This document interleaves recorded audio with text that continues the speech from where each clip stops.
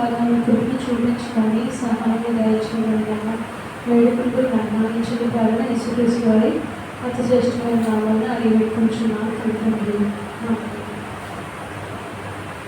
మీ అందరికీ యేసుక్రీస్తు వారి తెలుసుకున్నాను. నాకు ఇటువంటి అవకాశం ఇచ్చిన దేవునికి మరొకసారి వందనం తెలియజేస్తున్నాను. అలాగే నన్ను ఎంకరేజ్ చేసిన ఆనందంకి కూడా నా హృదయం కూడా తెలియజేస్తున్నాను. ఈరోజు నేను మాట్లాడాలి అనుకున్నది రెండవ మాట. ఒకసారి మీరందరూ మీ బైబిల్ ఓపెన్ చేసి లూకా సువార్త 23వ అధ్యాయం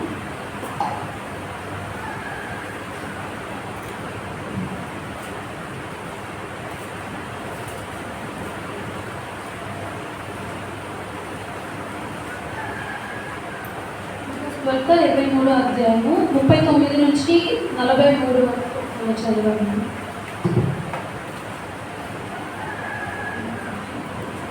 ఎవరైనా గట్టిగా చదివితే లూకా సువార్త 23వ అధ్యాయము 39 నుంచి 43 వచనం. వేయబడిన ఆ నేరస్తులలో ఒకడు ఆయనను దూషించుచు, నీవు క్రీస్తువు కదా, నిన్ను నీవు రక్షించుకొను, మమ్మల్ని కూడా రక్షించమని చెప్పాను. అయితే రెండోవాడు వానికి గద్దించి, నీవు అదే శిక్షా విధిలో ఉన్నావు కనుక దేవునికి భయపడవా? మనకైతే ఇది న్యాయమే. మనము చేసిన వాటికి తగిన ఫలము పొందుచున్నాము కానీ ఈయన ఏ తప్పిదమును చేయలేదని చెప్పి ఆయనను చూచి, యేసు, నీవు నీ రాజ్యములోనికి వచ్చినప్పుడు నన్ను జ్ఞాపకము చేసుకునేవాడు. అందుకైన వానితో, నేను నీవు నాతో కూడా పరదేశంలో ఉండు అని నిశ్చయముగా నీతో చెప్పుచున్నాను.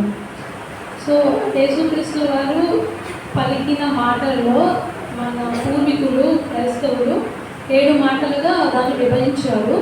రెండో మాట వచ్చేసరికి, నీవు నాతో కూడా పరదేశంలో ఉండు అని నిశ్చయముగా నీతో చెప్పుచున్నాను. దీన్ని రెండవ మాటగా వాళ్ళు డివైడ్ చేశారు. సో ఇప్పుడు మనం చదువుకున్న సందర్భం అంతా రెండవ మాటకి సంబంధించిన సందర్భం అన్నమాట. ఈ రెండవ మాటని మనం ఇలా కూడా చెప్పచ్చు, శిలువ పైన దొరికిన క్షమాపణ, రక్షణ, నిశ్చయత అని కూడా మనం చెప్పచ్చు. ముందుగా మనము దొంగల గురించి ఆలోచిస్తాము. యేసుక్రీస్తు వారు నీ శిలువ వేసినప్పుడు 2 దొంగలు ఉన్నారు. కుడి ప్రక్కన ఒక దొంగ ఉన్నారు, ఎడమ ప్రక్కన కూడా ఒక దొంగ ఉన్నారు అన్నమాట. సో వాళ్ళ గురించినటువంటి సందర్భం, వాళ్ళు యేసుక్రీస్తు వారితో మాట్లాడిన సంభాషణ, యేసుక్రీస్తు వారు వారితో మాట్లాడిన సంభాషణే ఈ సందర్భం అన్నమాట. సరే, మన దొంగల గురించి ఆలోచిస్తే ఈ దొంగల పేర్లు ఏంటి, తర్వాత వాళ్ళు ఏ స్థలానికి చెందిన వాళ్ళు, అంటే ఎక్కడ పుట్టారు, ఏ స్థలంలో పెరిగారు అన్నది ఏది కూడా వాళ్ళ డీటెయిల్స్ బైబిల్లో లేదు. సో వాళ్ళ పేర్లు కూడా డీటెయిల్స్ బైబిల్లో ఇవ్వలేదు. అయితే ఈ దొంగలు ఎందుకు సిలువ వేయబడ్డారు అన్నది కూడా క్లారిటీ లేదు. కొంతమంది ఏమంటారు అంటే హిస్టరీ ప్రకారం కొంతమంది వాళ్ళు బందిపోటు దొంగలు అంటారు, కొంతమంది వాళ్ళు దోచుకునే వాళ్ళు అంటారు, ఇంకా కొంతమంది సిలువ మరణానికి అప్పగించారు అంటే వాళ్ళు అది చాలా పెద్ద శిక్ష కదా సిలువ మరణం అన్నది. సో సిలువ మరణానికి అప్పగించారంటే వాళ్ళు చాలా ఘోరమైన పాపం చేశారు, వాళ్ళు తీవ్రవాదులు అయి ఉండొచ్చు అందుకే అని చెప్పేసి అంటారు. సో వాళ్ళ హిస్టరీ మనకు అంత తెలియదు. కానీ ఈ 2 దొంగలు కొన్ని సిమిలారిటీస్ ఉన్నాయన్నమాట. ఏంటి ఆ సిమిలారిటీస్? బాహ్యంగా కొన్ని సిమిలారిటీస్ ఉన్నాయి. కుడి పక్కన ఉన్న దొంగకి, రెండో పక్కన ఉన్న దొంగకి. ఫస్ట్ బైబిల్ చెప్పినట్టు మొదటి దొంగ, రెండో దొంగ అని చెప్పారు కదా, వీళ్ళకి ఏంటి ఆ సిమిలారిటీస్ అని ఆలోచిస్తే, సిలువకు ముందు 2 కొరడాలతో కొట్టాడు, 2 సిలువ మరణానికి అప్పగించాడు, 2 మరణశిక్ష విధింపబడింది. 2 ఆ సమయంలో వస్త్రహీనులుగా ఉన్నారు, సిలువ మీద వేలాడ వేయబడి ఉన్నారు, అండ్ రక్తం కారుతూ ఉన్న సిచ్యువేషన్. ఇవి వాళ్ళకు ఉన్నటువంటి సిమిలారిటీస్, బాహ్యంగా సిమిలారిటీస్. కానీ అంతరంగంగా వీళ్ళు కొన్ని విభేదాలు ఏంటి ఆ విభేదాలను మనం ఆలోచిస్తే వాళ్ళు యేసుక్రీస్తుని వారిని చూసిన దృష్టికోణం అన్నది వేరుగా ఉంది. మొదటి దొంగ ఒక దొంగ చూసిన కోణం యేసుక్రీస్తు వారు అంటే అర్థమైంది, చూసిన కోణం పర్స్పెక్టివ్ అన్నది ఒక విధంగా ఉంది, ఇంకొక దొంగ పర్స్పెక్టివ్ అన్నది ఇంకో విధంగా ఉంది. సో మనం మొదటి దొంగను ఆలోచిస్తే ఏమని చెప్తారు ఈ సందర్భంలో మనం చూద్దాము. వేలాడ వేయబడిన ఆ నేరస్తులలో ఒకడు ఆయనను దూషించు, నీవు క్రీస్తువు కదా, నిన్ను నీవు రక్షించుకొనుము, మమ్మును కూడా రక్షించుమని చెప్పను. ఏమంటున్నాడు ఈ మొదటి దొంగ అంటే, నువ్వు క్రీస్తువు కదా, నిన్ను నువ్వు రక్షించుకో, మమ్మల్ని కూడా రక్షించుకో. సో ఇక్కడ ఇతని ఇంటెన్షన్ అంతా ఏముంది అంటే శిక్షింపబడుతున్నాడు. ఇక్కడ యేసుక్రీస్తుని కూడా వాళ్ళు శిలువమరణాన్ని అప్పగించారు, వీళ్ళని అప్పగించారు. సో ఆయన ఫోకస్ అంతా దేని మీద ఉందంటే, నువ్వు క్రీస్తు కదా, నిన్ను రక్షించుకో, మమ్మల్ని రక్షించుకో, అంటే ఈ శిక్ష నుండి మమ్మల్ని తప్పించు అన్న దాని వరకే ఆయన ఆలోచిస్తున్నాడు మొదటి దొంగ. రెండో దొంగ గురించి మనం ఆలోచిస్తే ఈయన అయితే రెండో వాడు వారిని గద్దించి, నీవు అదే శిక్షా విధిలో ఉన్నావు కనుక దేవునికి భయపడవా, మనకైతే ఇది న్యాయమే, మనము చేసిన వాటికి తగిన ఫలము పొందుచున్నాము కానీ ఈయన ఏ తప్పిదము చేయలేదని చెప్పి ఆయన చూచి, యేసు నీవు నీ రాజ్యంలోనికి వచ్చినప్పుడు నన్ను జ్ఞాపకం చేసుకున్నాను. సో ఈ దొంగకి యేసుక్రీస్తుల వారు ఎలా అయ్యారు, యేసుక్రీస్తుల వారు వీళ్ళకి ఇద్దరికి ముందు తెలియదు. అంటే ఆయన సముద్రం ఒడ్డున బోధించినప్పుడు కానీ అనేకమైనటువంటి అద్భుత కార్యాలు చేశారు యేసుక్రీస్తుల వారు. చాలామందికి ఈ స్వస్థతలు చేశారు. తర్వాత చనిపోయిన వాళ్ళని తిరిగి లేపారు. ఎగ్జాంపుల్ లాజర్ గారిని చనిపోయి లేపారు, చిన్న కుమార్తెని చనిపోయిన అమ్మాయిని తిరిగి లేపారు. సో ఇవన్నీ కూడా వాళ్ళకి తెలియదు. యేసుక్రీస్తుల వారి బోధన గురించి అసలే తెలియదు వీళ్ళకి. యేసుక్రీస్తుల వారు ఒక కన్యకి పుట్టారు అన్నది తెలియదు.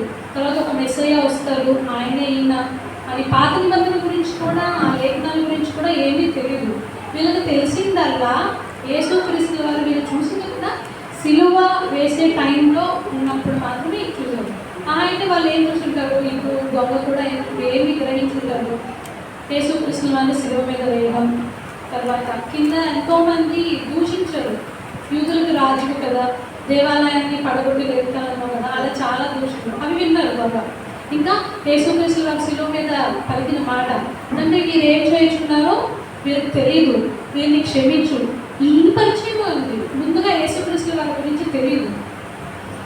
సో ఇతను ఎలా ఆలోచించాడు అన్నది మనం ఆలోచిస్తే, మొదటి దొంగ శిక్షని తొలగించమని కోరుకున్నాడు, రెండవ దొంగ క్షమాపణ రక్షణని కోరుకుంటున్నాడు అన్నమాట. సో ఈ రెండవ దొంగ గురించి మొదటి దొంగది విశ్వాసం లేదు, జస్ట్ ఆ టైంలో ఆ మూమెంట్లో శిక్షను తొలగించడం కోసం అడుగుతున్నాడు.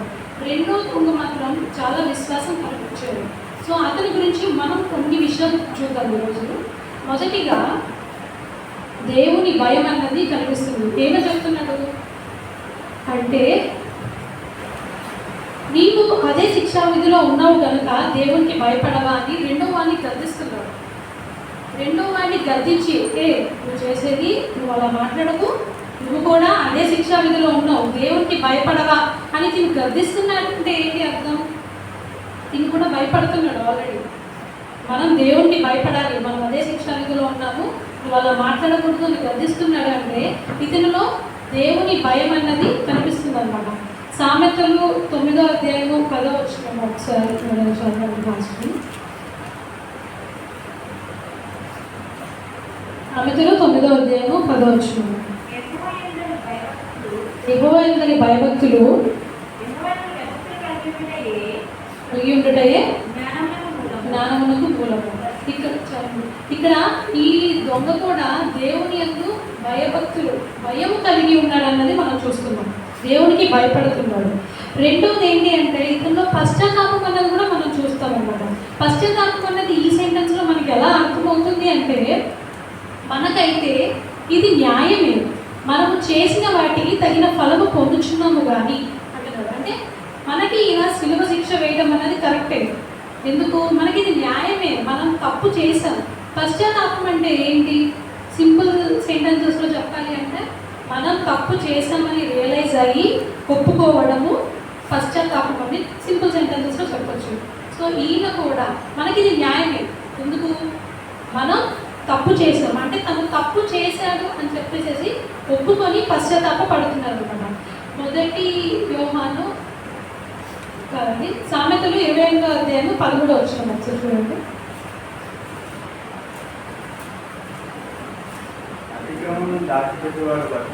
అతిక్రమములు దాచిపెట్టువాడు వర్ధిల్లడు, వాటిని ఒప్పుకొని విడిచిపెట్టువాడు కనికరం పొందుతాడు. అలాగే మొదటి యోహాను 1:9 కూడా ఏమంటుంది అంటే మనము పాపాన్ని ఒప్పుకుంటే ఆయన క్షమిస్తారు అన్న మీనింగ్ ఉంటుంది అన్నమాట. సో ఇక్కడ కూడా ఇతను అతిక్రమంలో దాచిపెట్టుకోలేదు, తన అతిక్రమములను ఒప్పుకొని పశ్చాత్తాపం అన్నది ఈ రెండవ దొంగలో మనం చూడగలుగుతాం. మూడవది ఏంటి అంటే యేసు నిర్దోషత్వం కలిగిన వాడు అని గ్రహించాడు. యేసు నిర్దోషి. చాలా మంది యేసు నమ్మకే కదా సిలువ వేశారు. యేసు అంటే ఎవరో తెలియక, ఈయనేదో మెస్సయ్య అని చెప్పుకుంటున్నారని నమ్మక, యూదులకి రాజు అని చెప్పుకుంటున్నారని చెప్పి నమ్మక చాలామంది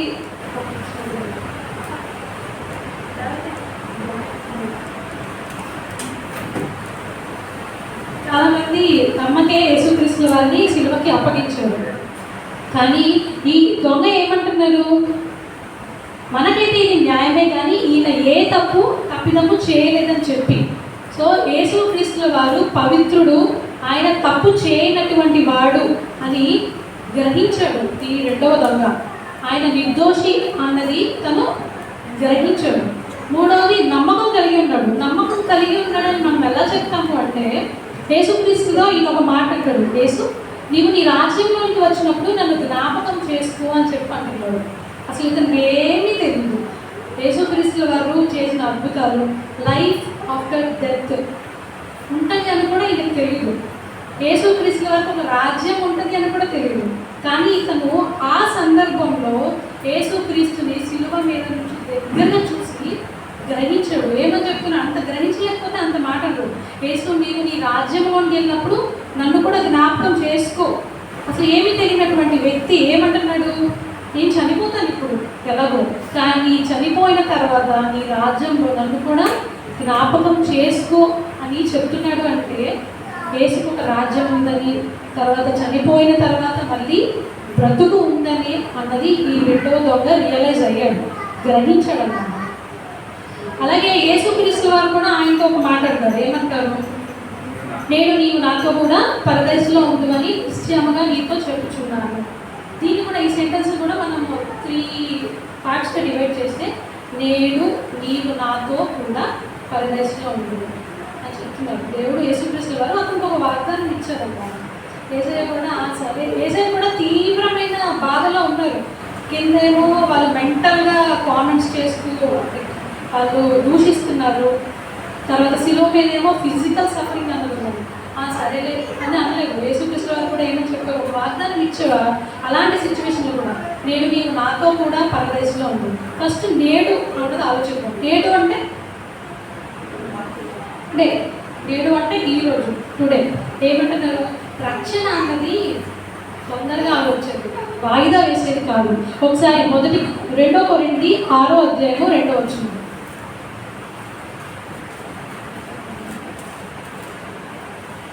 2 కొరింథీ 6వ అధ్యాయము 2వ వచనం.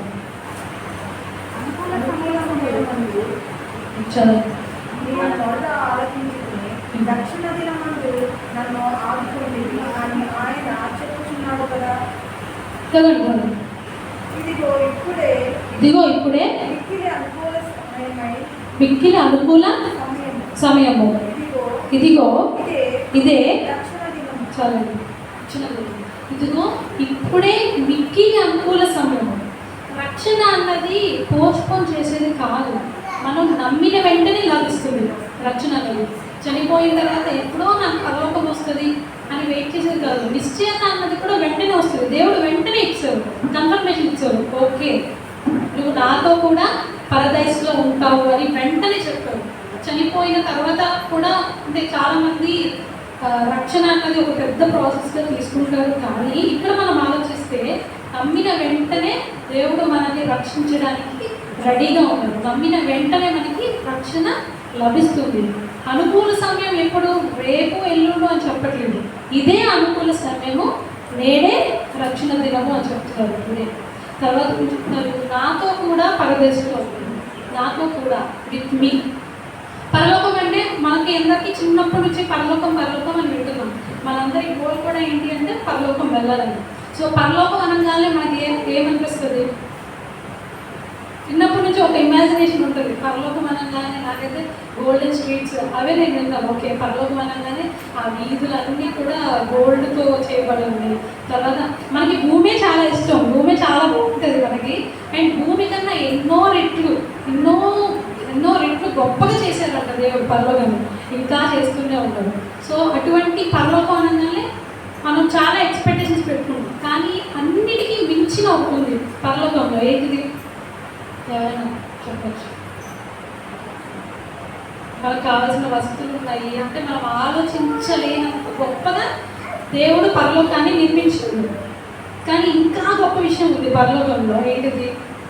ఈ వాక్యంలోనే ఉంది, నాతో కూడా అని అంటున్నారా? ఏం లభిస్తుంది అంటే యేసుక్రీస్తు వారి సహవాసం లభిస్తుంది పరలోకంలో. అంటే ఇక్కడ దేవుడు ఏమని చెప్తాడు? నేడు నీవు నాతో కూడా పరదేశంలో ఉండు. అలాగే పరలోకంలోకి వెళ్ళిన తర్వాత కూడా సో మనం యేసుక్రీస్తు వారి సహవాసం ఉంటుంది. మనకి సమాధానకర్త, మన reason, root cause for happiness, Joy, ఇవన్నీ కూడా జీసస్ క్రైస్ట్. సో ఆయనే మనతో ఉంటున్నాడు. ఇది చాలా గొప్ప విషయం. అటువంటి హామీ అన్నది జీసస్ క్రైస్ట్ ఈ దొంగకి ఇస్తున్నాడు. ఇంకొకటి ఏంటి? నేడు నీవు నాతో కూడా పరదేశంలో ఉంటావు. నేడు అయిపోయింది, నీవు నాతో కూడా పరదేశంలో అంటే ఇక్కడ నిత్య జీవం ఇస్తాము అని చెప్పి దేవుడు వాగ్దానం చేస్తున్నారు అనమాట. సో మనము అనుకుంటాం, చాలాసార్లు నేను అనుకునేదాన్ని, ఈ దొంగ చాలా లక్కీ, ఎందుకంటే అతను తన లైఫ్ అంతా చాలా ఇష్టానుసారంగా బతికాడు. బట్ ఎండింగ్లో ఇంత లక్ ఎవరికి ఉండదేమో, ఎందుకంటే ఎండింగ్ లాస్ట్ మినిట్స్ లైక్ చనిపోయే టైంలో మారాడు. అలాగే చూస్తుంటే ఇంకొక ముందు మారలేదు, ఇంకొక దొంగ నరకానికే వెళ్తారు ఆబ్వియస్గా. సో ఇతను చాలా లక్కీ అని నేను అనుకునేదాన్ని. కానీ యేసుక్రీస్తు వారు ఇతను మనసును చూశారు. అంటే ఆ కొంచెం టైంలో ఇతను చాలా గ్రహించాడు. ఇప్పుడు మనమే చూసుకున్నాం అనుకోండి, ఫర్ ఎగ్జాంపుల్ మనం ఏమన్నా మనకి బాగా ఫీవరిష్గా ఉంది, బాడీ పెయిన్స్ ఉంది, మనం కొంచెం ఇల్ హెల్త్తో ఉంటే అప్పుడు ఎప్పుడైనా మనకి బైబిల్ చదవాలని ఎవరిని వచ్చిన దేవుడి గురించి చెప్పిన ఇప్పుడు నాకు కొంచెం బాగాలేదు, నేను తర్వాత వింటాను వాక్యం అట్లా అంటారు చాలామంది.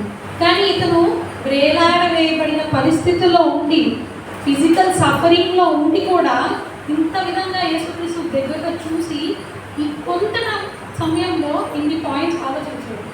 యేసుక్రీస్తు వారు ఆ దొంగ యొక్క మనసును చూశారు.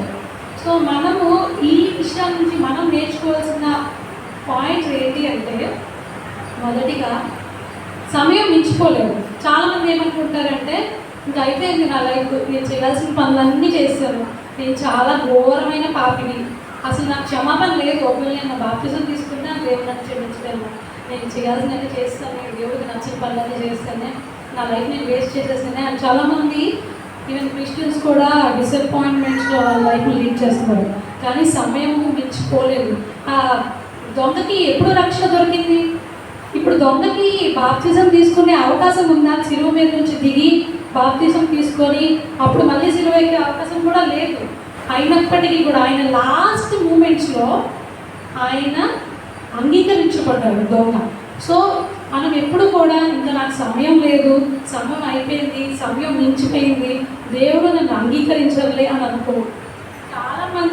కొంతమంది సాక్ష్యాలు వింటే ఎలా అనిపిస్తుందంటే, వాళ్ళు మరణ పడకల మీద ఉన్నప్పుడు ప్రేయర్ చేసినప్పుడు, మనస్ఫూర్తిగా ప్రేయర్ చేసినప్పుడు దేవుడు అంగీకరించిన రోజులు కూడా ఉన్నాయి. ఇంకా వాళ్ళు అబౌట్ టు డై, డాక్టర్స్ కూడా ఇంక చేతులు అసలు లేదంటే ఇంక చనిపోతారు అన్నవారు ఎంతో మందిని దేవుడు బ్రతికించారు. అలాంటి సిచ్యువేషన్ వల్ల దేవుడు అంటే తెలియని సిచ్యువేషన్లో అలాంటి టైంలో దేవుడిని తెలుసుకొని మనస్ఫూర్తిగా ప్రార్థించినప్పుడు దేవుడు వారిని రక్షించాడు. సో మనం ఇంక నాకు సమయం లేదు, ఇంక నేను ఘోరమైన పాపిని, దేవుడు నన్ను క్షమించలేదని ఆలోచించడానికి లేదు. ఈ సందర్భం మనకు అదే నేర్పిస్తుంది. రెండోది ఏంటి అంటే ఎష్యూరెన్స్, నిశ్చయత. ఇక్కడ యేసుక్రీస్తు వారు ఏం చెప్తున్నారు? నేను నీవు నాతో కూడా పరదేశంలో ఉండు అని నిశ్చయముగా చెప్తున్నాడు. సో మనము కూడా దేవుడు రక్షణని నిశ్చయతతో ఇస్తారనమాట, డౌట్తో కాదు. దేవుడు ఎప్పుడు కూడా మనం నమ్మిన వెంటనే ఆయన మనకి రక్షణని నిశ్చయతో ఇవ్వడం, కన్ఫర్మేషన్తో ఇవ్వడానికి రెడీగా ఉన్నాడు. ఇంకొకటి ఏంటి అంటే ఎఫెసీయులకు రాసిన పత్రిక 2వ అధ్యాయము 8 నుంచి 9 వరకు.